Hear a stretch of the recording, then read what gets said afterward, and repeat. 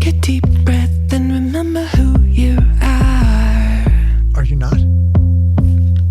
Yeah, they're gonna mess with you, baby, you're a star. Stepping in the spotlight, you know that it feels like time to put up a fight, honey. Got nothing left to lose, so let's start right now. Everybody want a piece of you. Gotta give them what they want, it's true. You're symphonic, yeah, so iconic. If you didn't know before, now you know. Now you know. Take a big step away from who you were. Flashing that smile and the whole world's a blur. Hey, Positively Powerful on a Wednesday morning, live from RockVox Studios in luxurious downtown Bushnell's Basin. I'm Scott Fitzgerald along with Stacey Steinmiller, and we're doing this together in the same location for the first time ever. It's crazy. Like, here we are in Le Studio, and we had a bit of a tumultuous morning, but I think we're okay now. Are we okay, Scott? Stacey didn't exactly have the ability to share this the way she wanted to, so we're hoping that people actually see it. But, it was kind of perfect, because if you would have seen the first stream that we did start at 10 o'clock, it's no good. It would be appalling, and which that is no longer the case. But it brought up a good point, is that, it's authentic. It's very authentic. It was as authentic as it can be. The messy middle. We were drowning in the messy middle.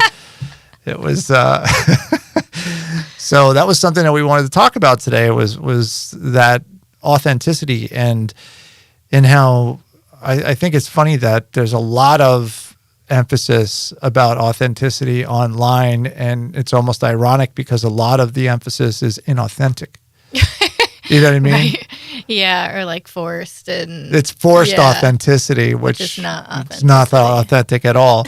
and that was kind of like where we found ourselves when we were doing this live stream, because we were trying to kind of, tie it in with your newsletter, saying, all right, so if you put out your newsletter on Monday, then we could talk about your newsletter on Wednesday.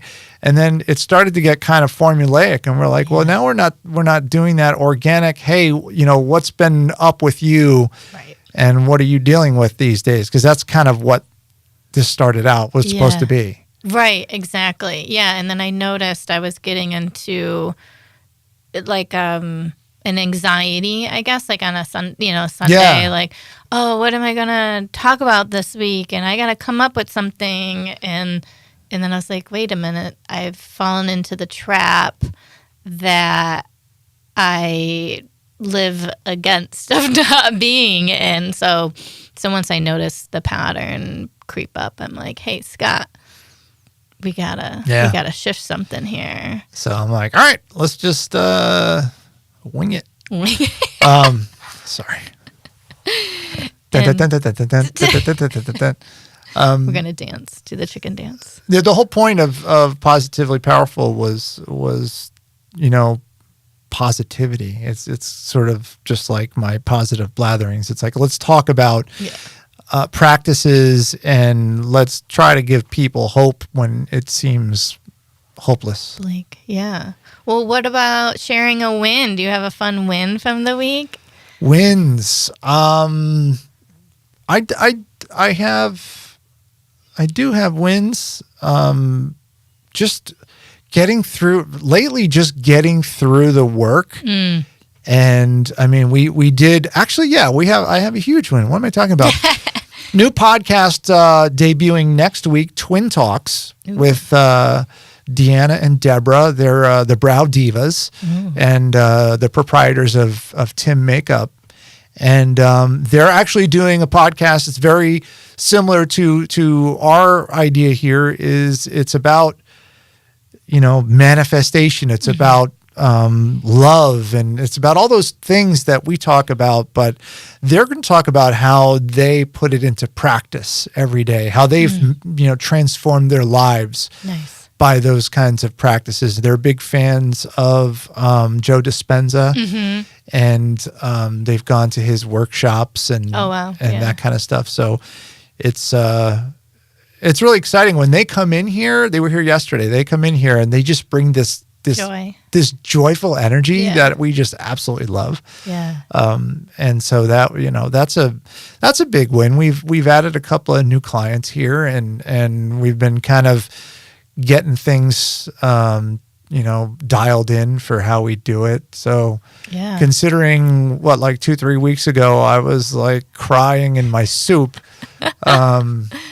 I would consider that I'm in a good mood today. That's a win. That is a win. Right? Regardless of the crappy snowy weather and the fact that our landlord doesn't plow or shovel.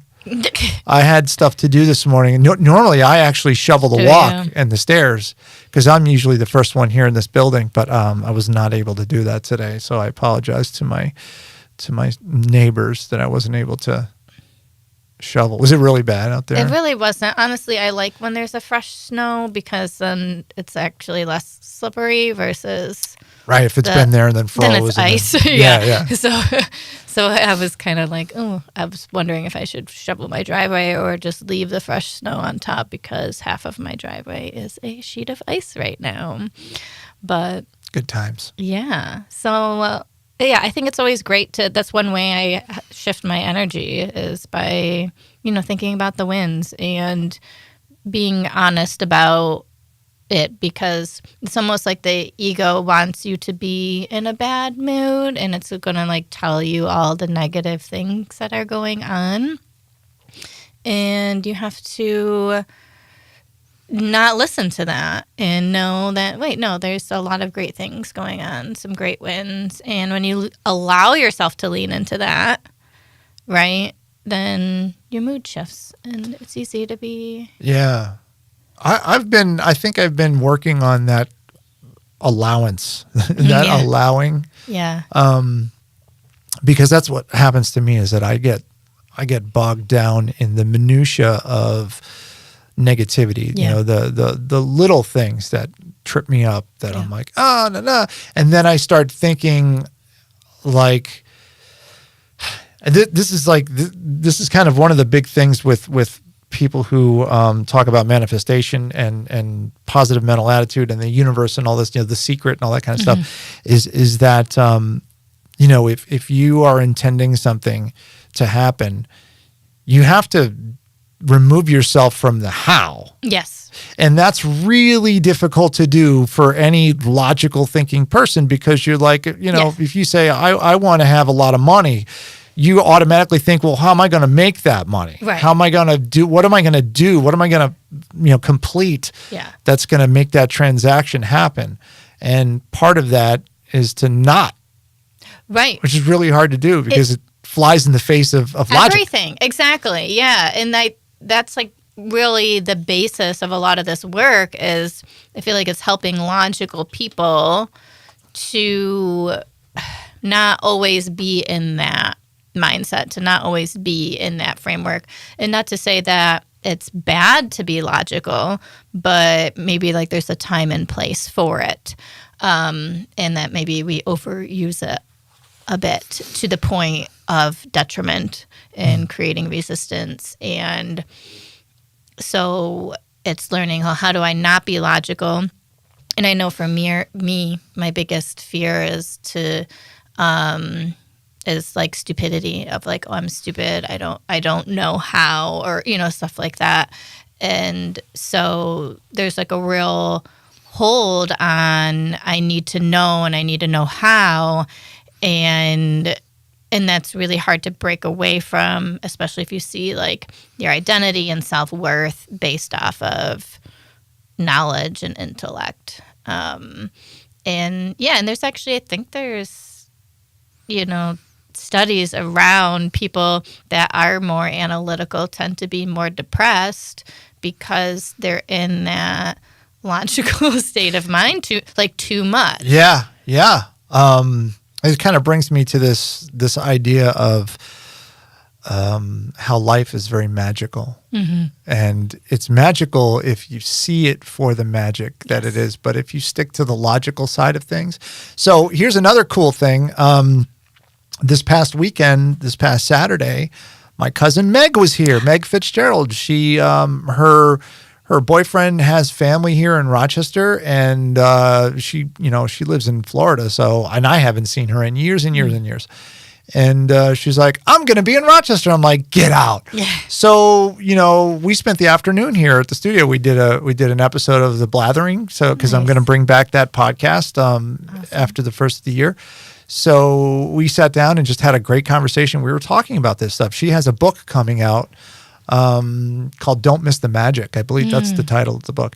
And it's really about life's magic, the magic of life, and how if you do get bogged down in all of that, I mean, there's something to be said about logic. Right. We're It's not poo-pooing a lot. Yeah. But that the overthinking things and also just taking a step back and it ties in with gratitude too, is just saying, even if things are just really crappy in your life, if you find just a few things to feel grateful for and to honestly be grateful for, it does improve your well-being. It does. And it improves your attitude. Yep. It's like, I'm really grateful that we're inside right now because outside sucks. And, and if you think about it, there are people outside right now that have no inside to go to. Yeah. So when you break it down to that kind of simple thought, it's like, I'm very grateful that I have a place to be. Right. And I have a place to go home to, Yeah. And when you truly feel that gratitude, instead of feeling like you should feel that gratitude, but you don't actually feel that gratitude, when you truly feel it, it does shift your vibration. And that is when you start to see a lot of magic, because you're giving off a certain state of being, and then that becomes reflected outside of you. But it's seeing it as like we have the power to shift that. Instead, the logical mind is looking at the outside world and being like, oh, look how terrible it is. Or it's even looking at it in the negative way, example that you just gave. Well, this is all shit because there are people that don't have a warm place to be. So therefore, I'm going to be miserable, which makes absolutely no sense, because you're going to be more creative. You're going to solve problems better. You're going to be able to collaborate and create more resources when you are in a better mood. So if there truly is a problem and you're on a mission to change the world, then having more of that positive disposition is going to get you further along that path than if you're negative about it. You'll burn yourself out. You will frustrate everybody else around you. Right. And you'll miss the magic like you're talking about.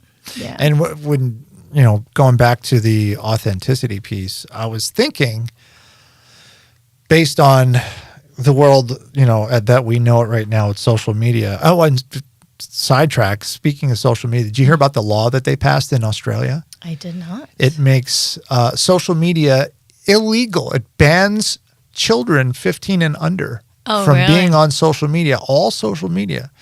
Wow. That's, I don't know if that's maybe going a little too far. What do you think about that? Oh, that's I could see the point in it, because those studies have shown that kids today, like the depression is up, and all of a sudden it's based on what they're seeing on Instagram and feeling, their self-worth is going down because there's all these people that look better than them and whatnot. It's such a big picture. It's such a big thing that it's like, how do you analyze all of that? Right. It's hard. So Jonathan Haidt is the guy, I guess you would say, behind all the legislation that you do see changing around social media and children. I know for my daughter, her school district, and it might be all of New York State, I don't know, to be honest, has banned phones at school, right? So there's a lot of push. So Jonathan Haidt, I first found him years and years ago. One of my favorite books, I might have mentioned it on here, is called The Righteous Mind, Why Good People Are Divided Among Politics and Religion. I read that many, many years ago. I loved it and recommended that for forever. He co-authored another book in between, and then most recently, a year or two ago now, he wrote The Anxious Generation. And the big findings of the data there were around teenage girls, like 13, 14-year-old girls, and the mental health issues and the correlation around that with social media and Instagram in particular. And basically, I think in comparison, it's like, oh, if this was causing cancer, right, or something, wouldn't we do something about it, right? Right. And when the data is clearly showing that the mental health effects of it are just as bad. And so he's been on this campaign, I guess I would say, to ban social media or to get people, get kids off their phone, get them outside, reduce the helicopter parenting. That's also a thing. It's all, yeah. It's so big, that whole issue is. I mean, think about how ingrained this stuff is in our day. You can't go anywhere and not see someone with a phone in their hand or phone in their back pocket or whatever they're doing. Yeah. My friend Renee says, in her opinion, keep kids off the internet as long as humanly possible. And I see that. I to some degree I agree with that. Yeah. It's crazy just to think. I've seen it firsthand with my kids. Yeah. And I think my kids are, so my youngest is 18 and they range from 18 to 22. And I believe they're probably the last generation of kids who didn't grow up with smartphones. I mean, they were old, not from being a baby. Right. Because when they were babies, we had flip phones still, Right. the early 2000s or whatever. So it was a little bit different. And we got them devices, but it was always a learning type of device, not an iPad, but it was like a tablet that only did learning games and things like that. So, that's one of the good ways to do it. But I just, you really have to, parenting right now. I know I'm going all over the place. I'm just going all over the place. But that's a perfect example of how complicated and tied into everything this subject is. Right. It's too big to even comprehend Right. for me, for my little brain. No, you've brain's working great. But yeah, I mean, I have a 10-year-old, so she is of the generation that, tablet, from birth. Born with an iPad in her hand? Yeah. Sort of generation. That must have hurt. You okay? Hopefully it didn't come out sideways. It was a mini one. No. But yeah, and it's kind of interesting too, just observing and watching her. Even now, she's gives me a hard time of that she wants to be able to watch regular YouTube instead of YouTube Kids, right? And I'm just, why can't I watch regular YouTube? Everybody else watches regular YouTube. I'm like, no, you can't, unless if I would have to obviously sit there with her, right? But even YouTube Kids, I noticed her functioning is different. If she watches a TV show for a half an hour and then stops watching TV versus if she's watching YouTube Kids for a half an hour and stop watching it, her behavior is very different. Huh. Yeah, and she's a lot more irritable if she watches YouTube for the same time period than if she's watching a show on Netflix or whatever. Yeah, I think it's because of the constant change and speed and attention thing, whereas at least with a show, you're still getting a story arc happening, right? And needing to pay attention longer for a full story to happen versus, and then even on YouTube, she's, clicking things, clicking that, skipping a lot through more. I mean, you can do that with streaming, obviously, but it's just a different. So I've noticed that, and so I always try to increase screen time. I actually prefer on the TV, which I never thought in my right mind I'd ever Get off your iPad and watch TV. What's wrong with you? Right. I was like, okay, like what's going on? And something I thought I'd never say. Because I'm not a big fan of TV either. I barely watch it myself. That's something that I've done for myself as well. But yeah. Yeah. And I've found, I grew up Gen X. Yeah. I grew up with, we're the VCR generation. I was the first generation to have home video. Yes. And to go and rent a movie and stuff like that. And I remember that being such a big deal when I was a kid, like turn the TV off and go outside and play. Right. And I mean, still that's what you want the kids to do. But I wonder, like, once again, I'm bouncing around. I wonder if, the uptick, and I obviously don't have data in front of me or anything like that, but I feel like there's been discussed this uptick in ADHD and spectrum, autism spectrum disorders.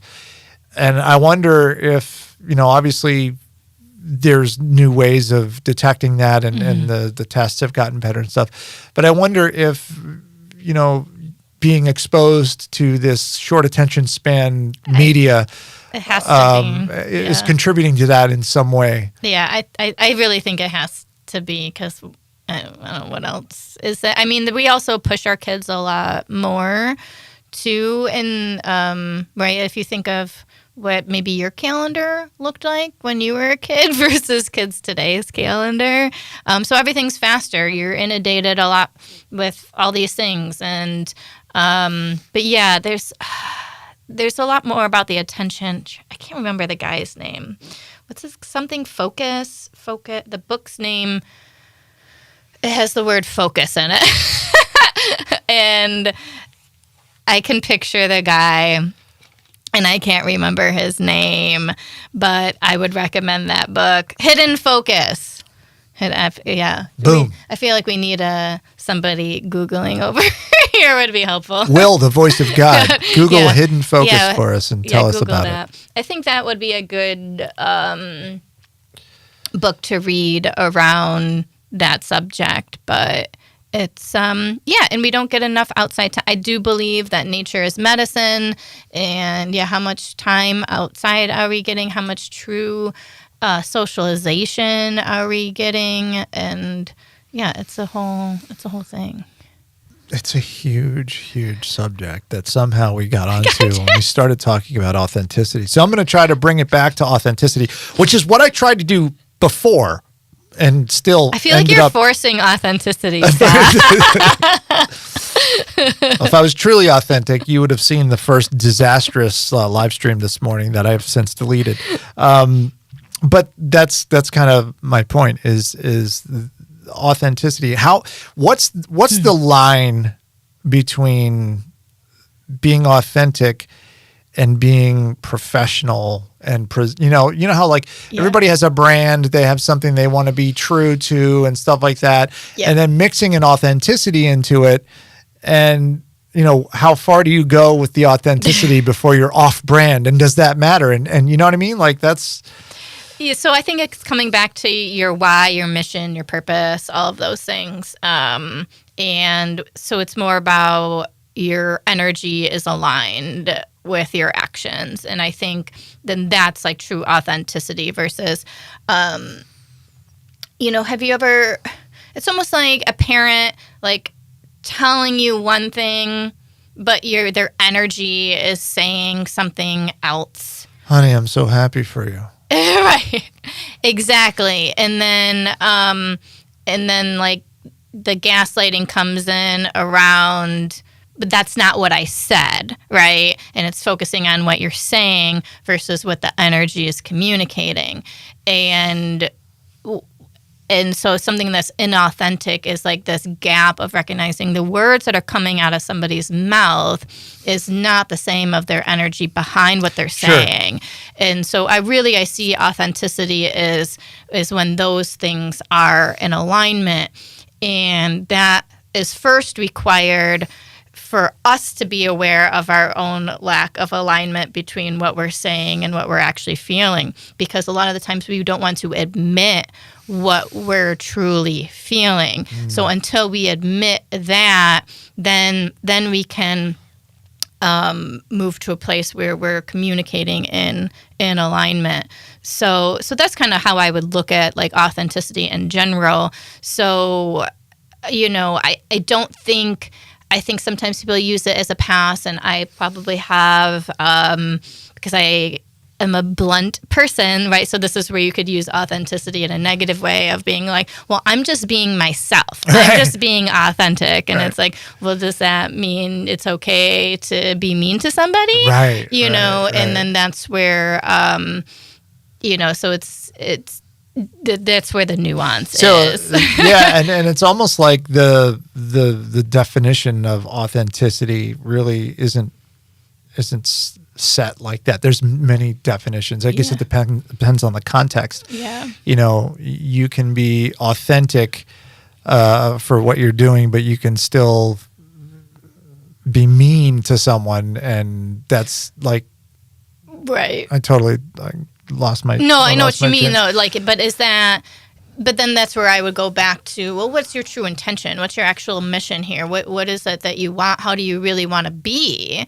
Do you want to be mean? Like, do you want to hurt people's feelings? And that's what I would challenge. And most, I would say most people, I do believe most people are good, that they truly don't want to be like that, right? And so then it's kind of coming back of like, that's not actually how I want to be showing up and communicating, even if you're mad right now, even whatever right now.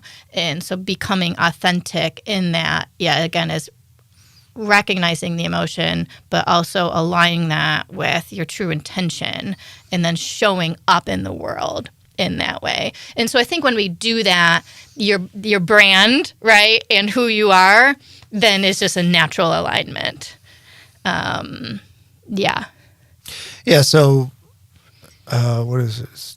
December? Mm-hmm. So next month, so January 30th, I believe, is my 7th year of sobriety. Wow. Congratulations. Thank you. And when I first, announced going sober, and it was almost like I had some people say, why are you putting your business out there? That's nobody else. That's nobody's business but yours. And my answer to that was, I was inspired by some people who found their joy and purpose in sobriety, and I'm hoping that if I can, encourage somebody to do that, because you never know. Sometimes you don't know what's wrong. You don't know what's wrong with your with how you feel until you discover something and you're like, oh, that's all I had to do. That's all. But you know what I mean? Like some people, and being sober doesn't necessarily imply that you were an addict or an alcoholic or you had some problem. It just means that you are now choosing no longer to imbibe and no longer to drink alcohol. And the reasoning could be whatever. I mean, it could be, I wanted to be healthier. Yep. And I listened to this audiobook. It's this great audiobook by Annie Grace. And I had her on the Positive Blatherings podcast. She was so nice to come on. I was like, when she said yes, I was like, what, really? Who am I? I'm just some dude. But she talked about how alcohol is perceived in our society and how it's marketed, and how, if you say, come over and have a couple of drinks, no one bats an eye. But if you were to say, come over and let's do some lines of Coke, people are like, whoa, what are you talking about? And it's different when you have a beer to doing lines of Coke. But the bottom line principle is here is a substance that alters your mood, alters your whatever. And they're both addictive. Yeah. So the way that society says that it's okay to drink, but it's not okay to do these other drugs. Right. They're all harmful for you. They're all bad for you. And I'm not saying, and I don't say that anyone like, you shouldn't drink. I'm not going to shame someone for drinking. You do you. Just do it responsibly. You don't hurt others when you're doing it. Yeah. And I've been really happy with the rise in the sort of socially acceptability of sobriety. Yeah. And it's gotten kind of popular. Like there's a following where people are like into it and they're doing mocktails and all that kind of stuff. And I love that. Yes. It's a couple of people that I follow locally on Instagram that are really into, you know, the sobriety thing. And we have Sobriety Sounds, the organization that I sit on the board, where we're trying to give a safe space for musicians who are in recovery. Because if you think about it, when you're in music, sex, drugs, and rock and roll, you know, that's kind of the thing. And so if you're in music and you want to quit substances, sometimes you have no place to play because the only place you can play is a bar. Right, So, yeah, you know, often at bars. Or then people will buy you a drink, right? If you're on stage or something and it's seen as, you know, this is how somebody's expressing their gratitude or appreciation or thankfulness. And I know that can, you know, feel awkward for people to decline that. You know, not to say that they would just drink the drink for the sake of it, but it does create an awkward interaction of like, oh, I'm sorry, you know, thank you for this, but I'm sorry, I don't drink. And then some people feel offended because then they feel like they're offering, right? It's like giving you a gift and you like shitting on the gift sort of thing, which then that doesn't. So it does create a lot of difficult situations. That just comes back to the authenticity of it. If someone says, "Hey, let's get together for a beer," I like that. Sounds great. I'll drink a soda water, but you can have a beer, and we'll still get together because it's not about the drink. It's about a company. It's about the company. It's about the connection. Yep. And that's one of the big things with that is social drinking and stuff. I know with my family growing up Irish, you know, it was for a while there. I was like, this is becoming less and less about the family getting together and more about everybody getting drunk. Right. Like, what's in the bar? What do you got in the bar? Oh, I got this bottle and that bottle and this bottle and that bottle, and you're all burr, burr, burr, burr, burr. Yeah. And what would the party be like if there was no alcohol? Would people even come? Would you not show up? You're not going to have drinks. I'm not going to show up. And it's like, but this is a family gathering. I just want to be with my family. Right. Well, so then it goes back to the values and what is it about, you know? And sometimes those things are hard when you might realize that you're in it for the company, but maybe not everybody that you're with is also in it for the company. And that's why it is hard. It's why you know this better than I do. I know it from sitting on the other side of the couch, Right. You know, people changing people, places, and things. And but I think when we go through any very life-altering endeavor, whether it's sobriety, whether it's building a business, whether it's, you know, it will force you to align with people who have those similar values as you know, and so there is an inherent loss along the way when it might be like, oh, I guess our friendship is based off of booze and not something else. And instead of getting really angry about that or upset about that, I think when you start to just see that as things are aligning for you and it's okay, and it doesn't mean you have to hate that person. It just means that you're now at a fork in the road there, and your relationship with that person might change, but that's okay, right? Because you have to put your growth in what's best for you first, you know? And if you don't, then now you're not being authentic, right? And then you still get together with your friend anyway, and you're not having a good time.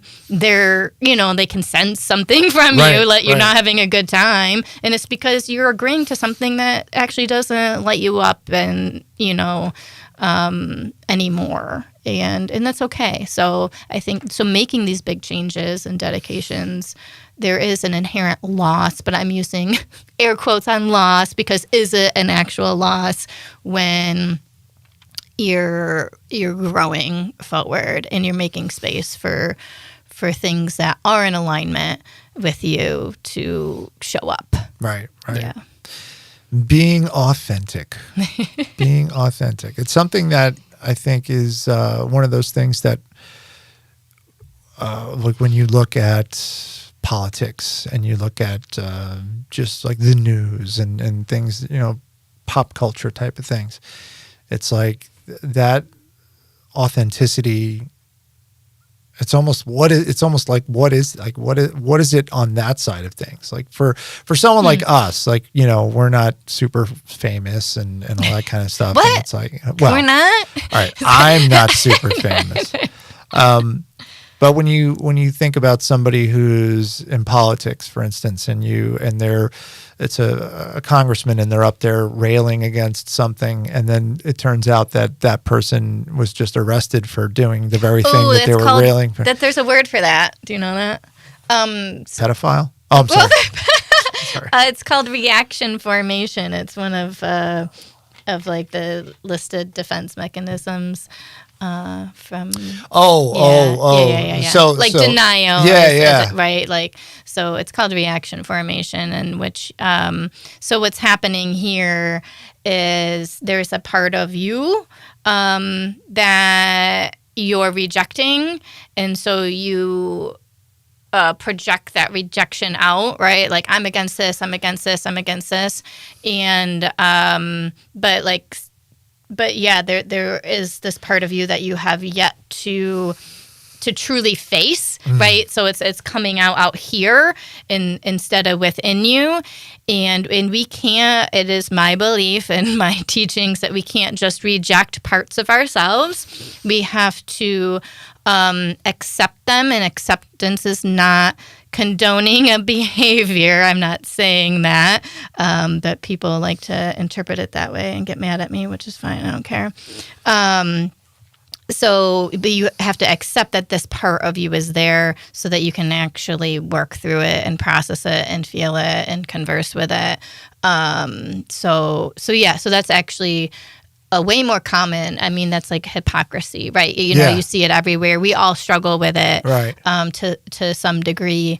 And yeah. So, anyways, that's a side tangent. Yeah, but that's an interesting point. It kind of boils down to what I said earlier, which is, you know, you do you as long as you're not hurting other people and you're not, you know, maybe breaking the law or whatever. You know what I mean? Like being authentic and true to yourself.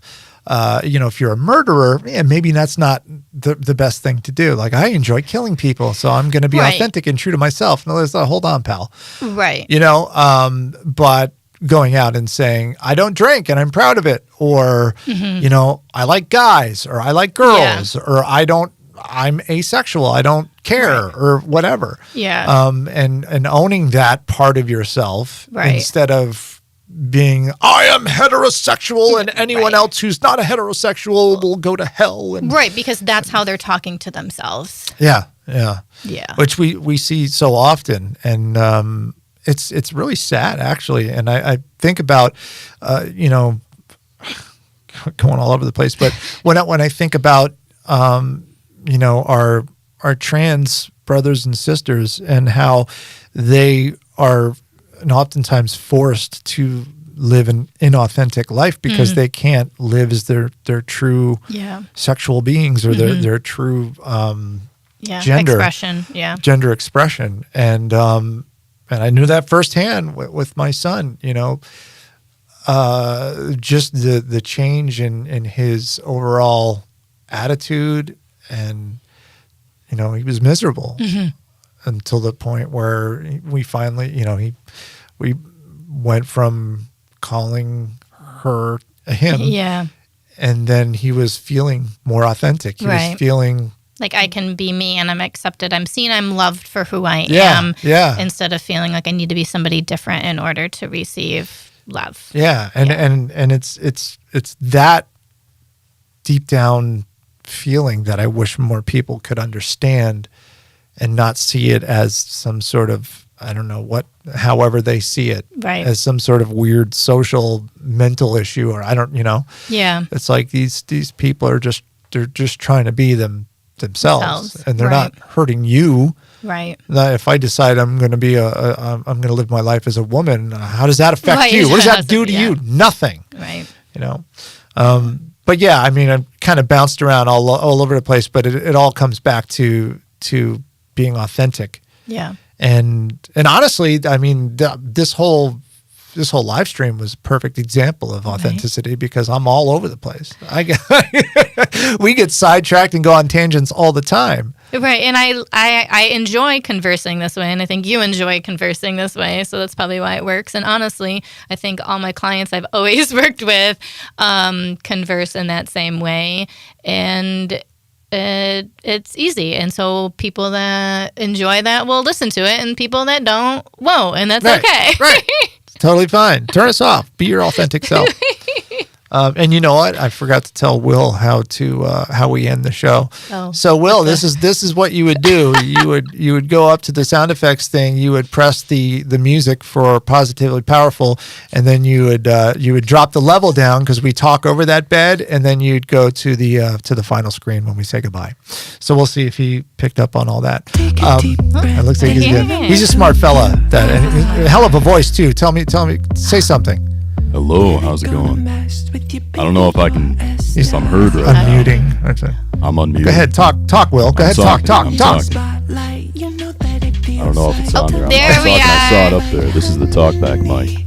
I like it. On the radio. Well, He does have the voice of God going on there. Maybe folks heard that, maybe not. But anyway, this was fun. We actually made it happen. We did. Here at Rock Fox Studios in Bushnell's Basin. Stacey Steinmiller came out of her house to come here and brave the tundra. It's really not that bad out. It's Rochester. Sorry. I braved the tundra. Yes. You did dig yourself out of 16 feet. I slid off the road 3 times on the way here. And pushed myself out.